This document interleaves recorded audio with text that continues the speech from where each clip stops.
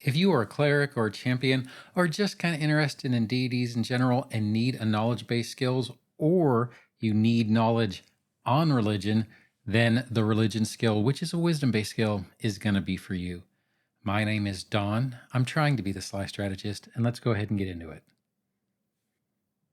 So, the religion skill is kind of dealing with deities and dogma, faith, and the realms of divine creatures, kind of both, heaven or hell, sublime or sinister. Those types of mysteries will be open to you if you use your religion skill.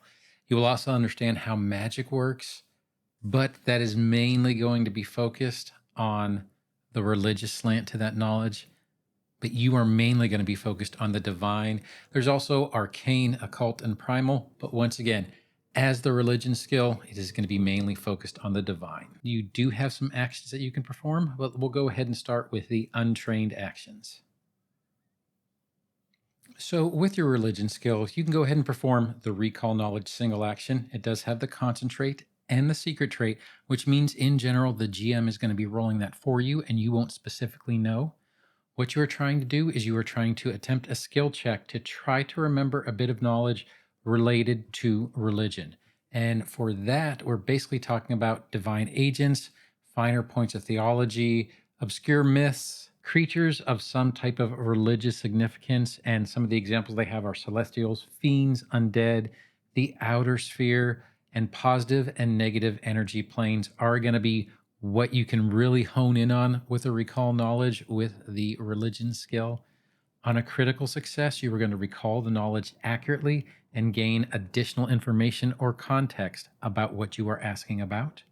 On a success, you are going to recall the knowledge accurately, or you are going to gain a clue about your current situation, but you will just get that what you are asking, as opposed to on a critical success when you might get a little bit more. On a failure, you just don't recall anything. And on a critical failure, you recall information or gain something, but you know what? That information is probably going to be incorrect. Let me take away the probably is going to be incorrect or going to be a misleading clue of some sort. Let's go ahead and move on to the trained actions. Your first trained action is going to be Decipher writing. It does have the concentrate, exploration, and secret trait. Secret, once again, the GM is going to roll for you and you generally won't know what you rolled. You are attempting to decipher some complicated writing or literature on an obscure topic. In this case, it's going to be religion. It usually takes about a minute per page of text, but it could take longer. And that could be if it's coded, or maybe it is some research notes that you might not have full knowledge of. Those could take a bit longer. The text must be in a language you understand, although the GM could allow you to still attempt to decipher the writing. But if that's the case, you would be using society instead. The GM is going to determine the DC, and it is basically going to be based on not only the complexity of the information and whether it is coded, but also the condition of what you are trying to decipher. So if it is a piece of paper that is burned or that had been sitting in water and the ink is smeared, it's going to be a higher DC. The GM might allow you to roll just one check for a small piece of text or a small bit of information, or you might have to check for every section or every page, depending on the DC and the level of the text. It does have kind of the normal success conditions. On a critical success, you understand the true meaning of the text.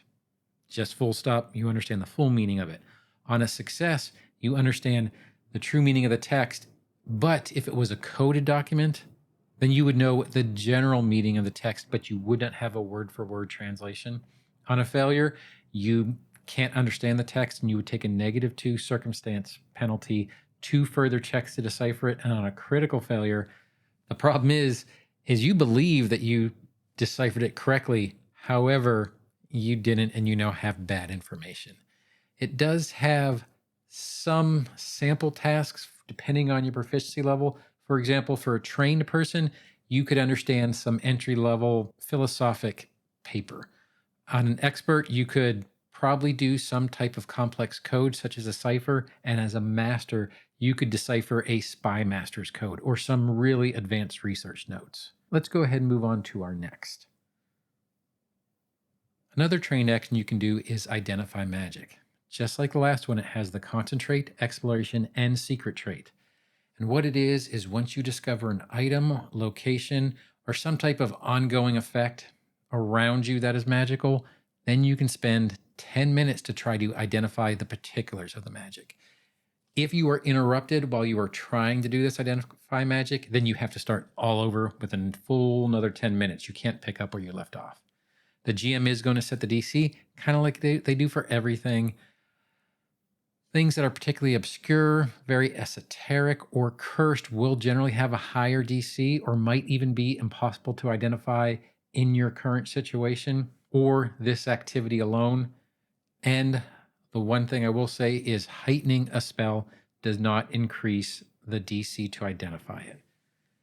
Identify magic does have the normal success conditions. On a critical success, you learn all of the attributes of the magic, including its name, if it is an effect, what it does, and any means of activating it for an item or location, and whether or not it is cursed. On a success for an item or location, you get a sense of what it does and learn any means of activating it. For an ongoing effect, such as a spell with some sort of duration, you would learn the effect's name and what it does. You cannot try again to get a critical success to get more information. Once you hit a success, then that is kind of what you're going to be with. If you fail to identify the magic, and you cannot try again for one day. And on a critical failure, just like a lot of critical failures, you misidentify the magic as something else. And generally speaking, it is going to be GM's choice as to what you identified it to. We'll move on to our last. Our last is learn a spell. This does have the concentrate and exploration trait. It is not secret, however, it does have a requirement, which is you have a spell casting class feature, and the spell you want to learn is in your magical tradition spell list. So if you are doing this for religion, then it would need to be on the divine list. What you are doing is you are gaining access to a new spell of your tradition from someone who knows that spell, or from a text or some type of magical writing like a spell book or a scroll. If you can cast spells from multiple traditions, multiple different magical traditions, then you can attempt to do it with whatever magical tradition that the spell is. However, it has to be with that skill. So for example, for divine, you would need to use religion. To learn the spell, what you must do is spend an hour per level of the spell, during which you must remain in conversation with who's ever trying to teach you, or have the magical text in your possession and you are reading it and studying it. You need to have the materials for the price that is listed on the table. And I'll go ahead and show that table, and we'll also show you the general DC for learning that spell per level. And you must attempt a skill check for the skill corresponding to the tradition you are trying to learn. For religion, once again, it would be divine. The DC is determined by the GM, and it is probably going to be on that table there. However, there are certain things such as uncommon or rare spells that might have a higher DC, and that would be up to the GM. If you have a spell book, learning a spell allows you to add that spell to your spell book. If you prepare spells from a list, it's going to be added to your list. And if you have a spell repertoire, then you can select it when you add or swap spells in or out. Normal success conditions apply here as well. On a critical success, you learn the spell, but you only spend half the materials. So for example, if it was a second level spell, you would only spend 3 gold pieces. On a success, you expend the materials that you were required to have, meaning whatever gold pieces you needed, and you learn the spell. On a failure, you fail to learn the spell, but you can try again on your next level, but you don't expend the materials, so you didn't waste any money by trying to learn the spell, you just failed. And on a critical failure, it is the same thing as a failure. You can try again on your next level, but you expend half of the materials that you needed to save.